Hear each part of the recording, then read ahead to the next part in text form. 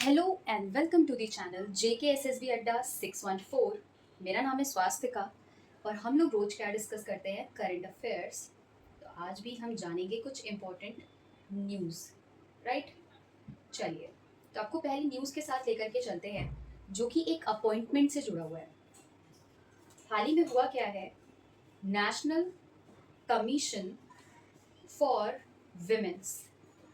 For women's ये बना हुआ है, राइट। NCW जो कि एक स्टैचूटरी बॉडी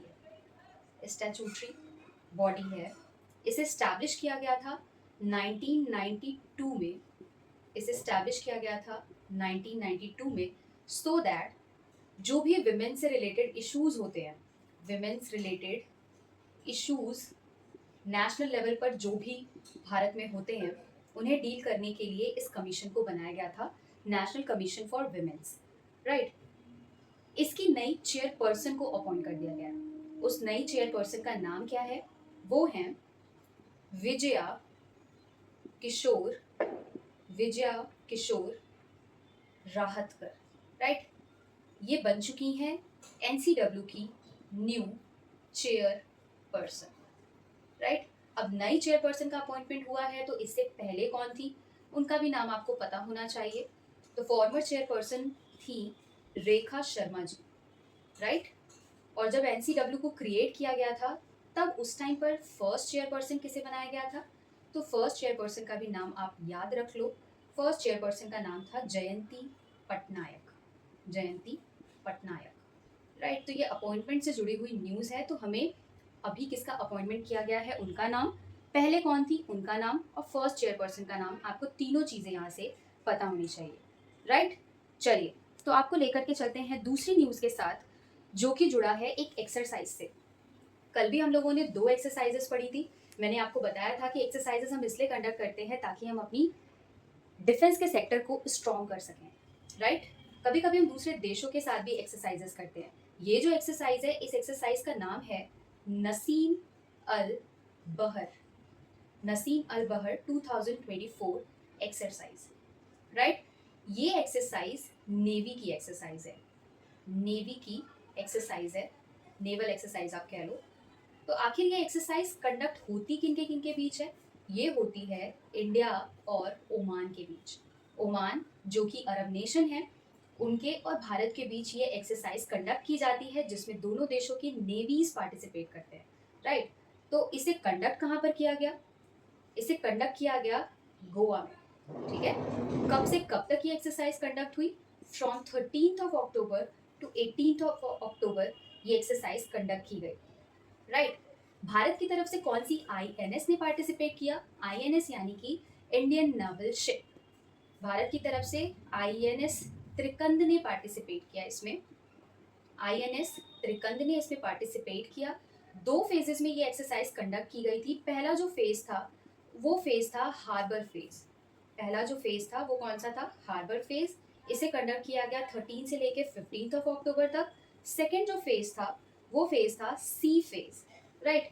इसे कंडक्ट किया गया 16 से लेकर के 18 अक्टूबर तक। तो 2 पार्ट में इस एक्सरसाइज को कंडक्ट किया गया। क्यों ये एक्सरसाइज को कंडक्ट किया गया, आप समझ पा रहे होगे, ये 2 देशों के बीच एक्सरसाइज है तो अपने फ्रेंडली रिलेशन को और ज़्यादा स्ट्रेंथन करने के लिए और ज़्यादा मजबूत बनाने के लिए ये एक्सरसाइज कंडक्ट की गई, राइट। आपको यहाँ से ये याद रखना है कहाँ पर कंडक्ट की गई, कौन से INS ने पार्टिसिपेट किया और किन 2 देशों के बीच ये एक्सरसाइज कंडक्ट की जाती है, राइट। चलिए, तो आपको अगली न्यूज़ के साथ लेकर के चलते हैं जो कि जुड़ा है अगेन एक अपॉइंटमेंट से। हाल ही में इलेक्शंस कंडक्ट किए गए थे इंडोनेशिया में, राइट। तो वहाँ पर न्यू प्रेसिडेंट, एक्चुअली हाल ही में नहीं, फेब में ही अनाउंसमेंट हो चुका था, न्यू प्रेसिडेंट ऑफ इंडोनेशिया। और अभी हुआ क्या है कि इन्होंने शपथ ले ली है, इसलिए ये फिर से एक बार न्यूज़ में आया है। बने कौन है ये न्यू प्रेसिडेंट, इनका नाम है प्रबोवो सुबियांतो। बन चुके हैं नए प्रेसिडेंट ऑफ इंडोनेशिया। इससे पहले कौन थे, इससे पहले प्रेसिडेंट थे जोको विडोडो। तो आपको दोनों के नाम याद रखने हैं, नया वाला कौन अपॉइंट किया गया और पहले कौन थे, ठीक है। प्रबोवो सुबियांतो बन चुके हैं 8th नंबर के president of Indonesia, right. Indonesia जो कि एक इंडोनेशिया जो कि एक साउथ एशियन नेशन है, साउथ एशियन नेशन है। इसकी कैपिटल एट प्रेजेंट अगर आप देखोगे तो वो है जकार्ता, राइट। आने वाले टाइम में इसकी नई कैपिटल बनने वाली है, क्योंकि ये जो जकार्ता है ये सी से बॉर्डर शेयर करता है। जैसा कि ग्लोबल वार्मिंग इंक्रीज हो रही है तो आने वाले टाइम में जकार्ता डूब जाएगा। इसके नई कैपिटल का अनाउंसमेंट पहले ही कर दिया गया है। वो नई कैपिटल क्या है? नूसंतारा, राइट। आने वाले टाइम में ये नई कैपिटल हो जाएगी। इंडोनेशिया की करेंसी क्या है? इंडोनेशिया की करेंसी है इंडोनेशियन इंडोनेशियन रुपया, राइट। तो इतनी चीजें आपको यहाँ से मालूम होनी चाहिए, राइट। चलते आपको लेकर के अगली न्यूज के साथ जो कि एक डे से जुड़ा हुआ है। सेलिब्रेट किया गया वर्ल्ड पोलियो डे।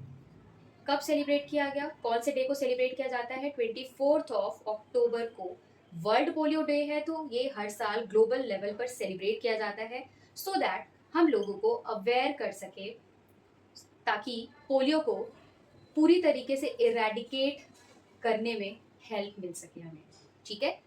सेलिब्रेट कब किया जाता है? 24 अक्टूबर को। थीम क्या रखी गई? थीम आप जान लो, क्योंकि पेपर में अक्सर थीम जरूर पूछी जाती है। थीम है a global mission to reach every child, right. Bharat का क्या पर्सपेक्टिव है? भारत को तो WHO ने 2014 में ही कह दिया है कि इंडिया जो है वो पोलियो फ्री हो चुका है। इंडिया जो है वो पोलियो फ्री डिक्लेयर किया जा चुका है by World Health Organization, right. Polio एक वायरल डिजीज है, जो कि छोटे बच्चों में देखी जाती है, अप टू 5 इयर्स एज के बच्चों में, जिसकी वजह से पैरालाइज पूरी बॉडी हो जाती है, राइट। जिसकी वजह से पैरालाइज्ड बॉडी हो जाती है। WHO ने तो इंडिया को फ्री डिक्लेयर कर ही दिया है। वो भी कब डिक्लेयर किया है? 2014 में। तो आपको इसकी थीम याद रखनी है। क्या थीम है? कब इसे सेलिब्रेट किया जाता है इस डे को? 24 अक्टूबर, ये याद रखना है, राइट। चलिए, तो आपको अगली न्यूज़ के साथ लेकर के चलते हैं, जो कि एक अवार्ड से जुड़ा हुआ है। काफ़ी फेमस पर्सनैलिटी है जिनका नाम आप सभी ने सुना होगा, आई होप। उनका नाम है नारायण मूर्ति जी। नारायण मूर्ति जी, इन्हें एक अवार्ड दिया गया है। उस अवार्ड का नाम है पैट्रिक जे मैकगवर्न अवार्ड। पैट्रिक जे मैकगवर्न अवार्ड, ठीक है। ये जो अवार्ड है ये नारायण मूर्ति जी को दिया गया है for 2024। Also Narayan Murthy ji founder of Infosys company. आप सभी ने इन्फोसिस कंपनी का नाम सुना होगा।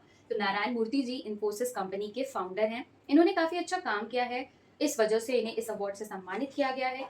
आखिर ये अवार्ड देता कौन है? तो ये अवार्ड दिया जाता है बाय चिराते वेंचर, जिसे इस्टेब्लिश किया गया था 2016 में। 2016 में इसे इस्टेब्लिश किया गया था, और यही जो वेंचर है पैट्रिक जे मैकगवर्न ये अवार्ड देता है, राइट। किसे दिया गया है 2024 का? ये आप याद रखिएगा, नारायण मूर्ति जी को। तो आपसे एक क्वेश्चन है कि नारायण मूर्ति जी की वाइफ का क्या नाम है, क्योंकि ये भी बहुत फेमस पर्सनैलिटी है। तो इनकी वाइफ का नाम आप सब कमेंट बॉक्स में ज़रूर बताइएगा, राइट। चलिए, तो आई होप कि आप सभी को पसंद आया होगा। So thank you for watching.